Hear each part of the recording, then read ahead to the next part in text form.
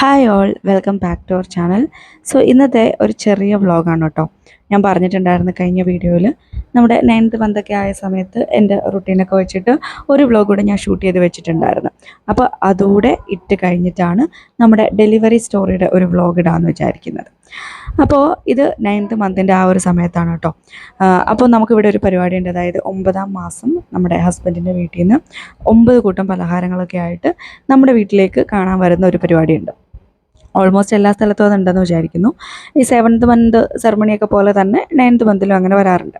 അപ്പോൾ ഈ ഒരു സൺഡേ ആണ് അവർ വരാമെന്ന് വിചാരിച്ചത്. അപ്പോൾ അതിന് തലേ ദിവസത്തെ വ്ളോഗാണ് കേട്ടോ ഞാൻ എടുക്കുന്നത്. അപ്പോൾ ഇന്ന് കുറച്ച് ക്ലീനിങ്ങും ജോലികളൊക്കെ ഉണ്ട്. നോർമലി ഞാൻ ഇവിടെ വന്നിട്ട് അങ്ങനെ അധികം ജോലിയൊന്നും ചെയ്യാറില്ല. എൻ്റെ വ്ളോഗിലൊക്കെ ആണെങ്കിലും നിങ്ങൾ കണ്ടിട്ടുണ്ടാവും. മുമ്പൊക്കെ ആണെങ്കിൽ കുറച്ചുകൂടെയൊക്കെ കുക്കിങ്ങും ക്ലീനിങ്ങും ഒക്കെ ചെയ്തുകൊണ്ടിരുന്നു. പക്ഷേ ഈ ഒരു പ്രഗ്നൻ്റ് ആയതിനു ശേഷം അതൊക്കെ കുറവാണ്. പിന്നെ വീട്ടിലേക്ക് വന്നിട്ട് തീരെ കുറവാണ്. കാരണം നമുക്കൊരു ഫുൾ ഫ്രീഡം കിട്ടുന്നത് നമ്മുടെ വീട്ടിലാണല്ലോ. അപ്പോൾ അതുകൊണ്ട് തന്നെ അങ്ങനത്തെ ജോലികളൊക്കെ ചെയ്യൽ വളരെ കുറവായിരുന്നു. അപ്പോൾ ഞാൻ എന്തായാലും ഓർത്തു ഇങ്ങനെ കുറച്ച് സമയം എന്തെങ്കിലും മറ്റു വർക്ക്, അതായത് ക്ലീനിങ്ങോ അങ്ങനെ എന്തെങ്കിലുമൊക്കെ ചെയ്യാം എന്ന് വിചാരിച്ചാണ് ഈ ഡൈനിങ് ടേബിളിൻ്റെ 2 സൈഡിലുള്ള അലമാരികളൊക്കെ ഒന്ന് വൃത്തിയാക്കി വെക്കാമെന്ന് വിചാരിച്ചത്.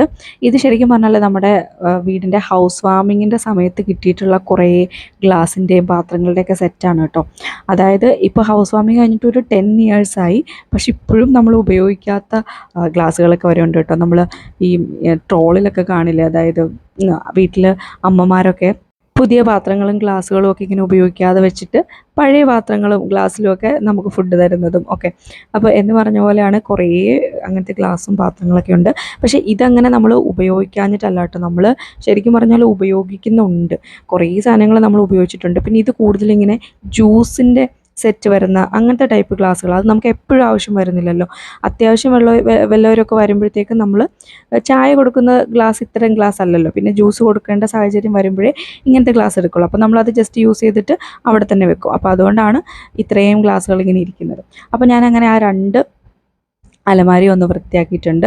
പിന്നെ അതിൽ ഒരു അലമാരി എന്ന് പറഞ്ഞാൽ എൻ്റെ കേക്ക് ബേക്ക് ചെയ്യുന്ന സമയത്ത് ഞാൻ വാങ്ങിച്ചിട്ടുള്ള കുറേ സാധനങ്ങളുണ്ട്. അതായത് നമ്മുടെ കൊറോണയുടെയൊക്കെ സമയത്ത് എൻ്റെ മെയിൻ പരിപാടി കേക്ക് ഉണ്ടാക്കുക എന്നുള്ളതായിരുന്നു. അപ്പോൾ ആ സമയത്ത് വെറുതെ അതിന് വേണ്ടിയിട്ടുള്ള കുറേ സാധനങ്ങൾ വാങ്ങിച്ചു വെച്ചിട്ടുണ്ട്. പക്ഷേ ഇപ്പോൾ അങ്ങനെ കേക്ക് ഉണ്ടാക്കാറൊന്നുമില്ല.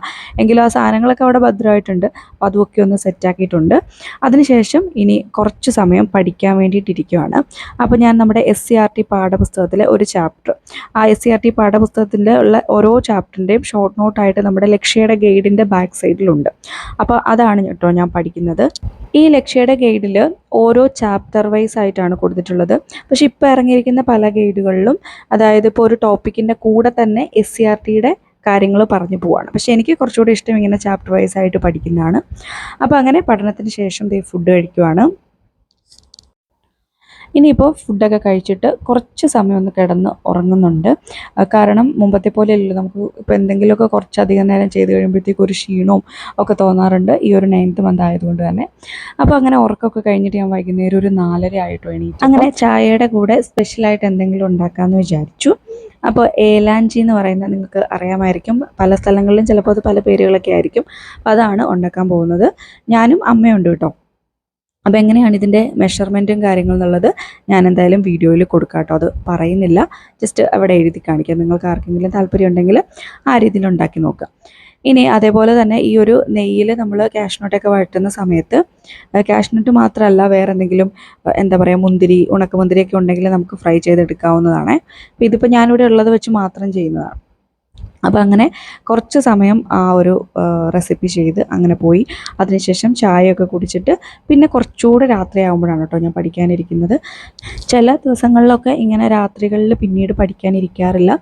കാരണം ഞാൻ പറഞ്ഞല്ലോ, ആ ഒരു 9th മന്തിൻ്റെ അവസാനത്തോടു കൂടി എനിക്ക് ഭയങ്കര ബാക്ക് പെയിനും അതേപോലെ കുറേ ബുദ്ധിമുട്ടുകളൊക്കെ ഉണ്ടായിരുന്നു. അപ്പോൾ അതുകൊണ്ട് ചിലപ്പോഴൊക്കെ ഞാൻ നേരത്തെ ഫുഡൊക്കെ കഴിച്ചിട്ട് കിടക്കും.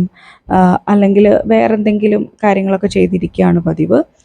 കുറച്ച് നേരം പോലും, അതായത് ഒരു 15 മിനിറ്റ് പോലും എനിക്ക് അങ്ങനെ കസേരയിൽ ഇരുന്ന് പഠിക്കാൻ പറ്റില്ലായിരുന്നു. പിന്നെ കിടന്ന് പഠിക്കുന്നത് ഭയങ്കര ബുദ്ധിമുട്ടായതുകൊണ്ട് അത് പലപ്പോഴും ഒഴിവാക്കും. പിന്നെ എന്തെങ്കിലുമൊക്കെ യൂട്യൂബിൻ്റെ ക്ലാസ്സുകളൊക്കെ ഇങ്ങനെ ഫോണിൽ കണ്ടു കിടക്കാറൊക്കെ ഉണ്ടായിരുന്നു. അപ്പോൾ ഇന്നെന്തായാലും വലിയ കുഴപ്പമൊന്നുമില്ല. അതുകൊണ്ട് ഞാൻ കുറച്ച് സമയം ഇരുന്ന് പഠിക്കാമെന്ന് വിചാരിച്ചു. അങ്ങനെ രാത്രിയിലും ഒരു 1 hour സ്റ്റഡി സെഷനുണ്ട്.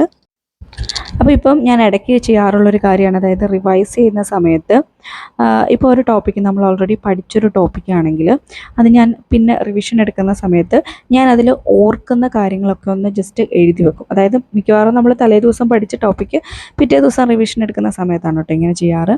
ഇങ്ങനെ ഓരോ പോയിൻറ്സും ഒന്ന് എഴുതി വെക്കും.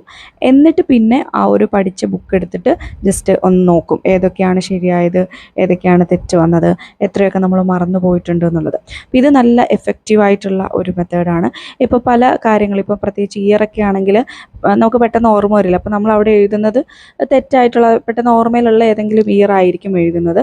പക്ഷെ പിന്നീട് നമ്മൾ ബുക്ക് വെച്ച് അത് ചെക്ക് ചെയ്യുന്ന സമയത്ത് ആ കറക്റ്റ് ഇയർ നമുക്ക് മനസ്സിലാവുമല്ലോ. അപ്പോൾ അത് ഒന്നുകൂടെ വെട്ടിയിട്ട് അവിടെ എഴുതും. അപ്പോൾ ഇങ്ങനെയൊക്കെ നമ്മൾ എഴുതുമ്പോൾ തെറ്റിയിട്ട് പിന്നെ ഒന്നുകൂടെ ശരിയാക്കി എഴുതുമ്പോഴത്തേക്കും കുറച്ചുകൂടെ നമ്മുടെ മനസ്സിലത് രജിസ്റ്റർ ആവാറുണ്ട്. അപ്പോൾ ആ ഒരു സ്റ്റഡി സെഷൻ ഒരു 1 hour ഉണ്ടായിരുന്നുള്ളൂ കേട്ടോ. അതിനുശേഷം പിന്നെ ഫുഡൊക്കെ കഴിച്ചിട്ട് ഞാൻ നേരത്തെ തന്നെ കിടന്നുറങ്ങിയായിരുന്നു. സോ ഇത്രയേ ഉള്ളൂ ഇന്നത്തെ വ്ളോഗ്. നമ്മുടെ വ്ളോഗ് വൈൻഡപ്പ് ചെയ്യാണ്. അടുത്തൊരു വീഡിയോയിൽ കാണാം. Thank you for watching.